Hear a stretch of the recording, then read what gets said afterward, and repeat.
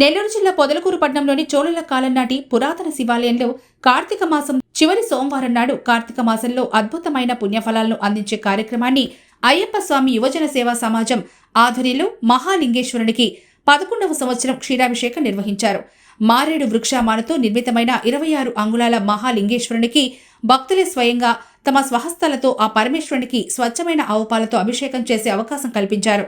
ప్రముఖ చిత్ర కళాకారుడు బొడ్డు గురుస్వామి 15 అడుగుల శివలింగ ఆకారాన్ని పలు రకాల ముగ్గు పుష్పాలతో ఏర్పాటు చేశారు.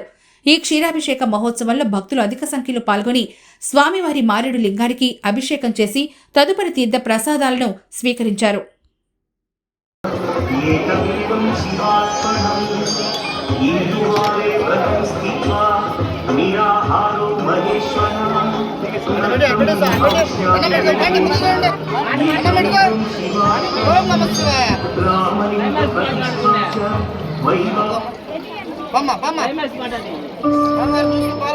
అదే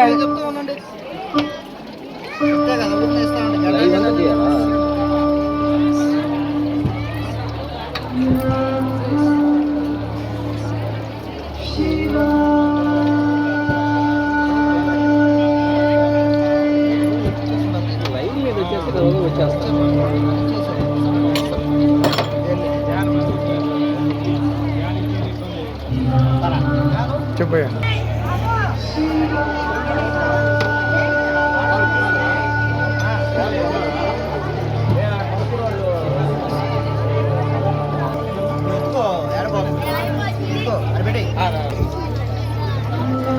సంకలో తెచ్చుకుంటే వాళ్ళకి అర్థం అవుతుంది.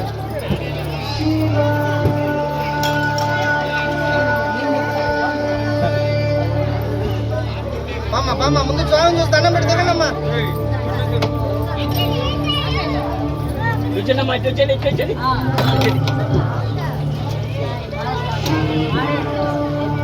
అదే విగ్రహమే.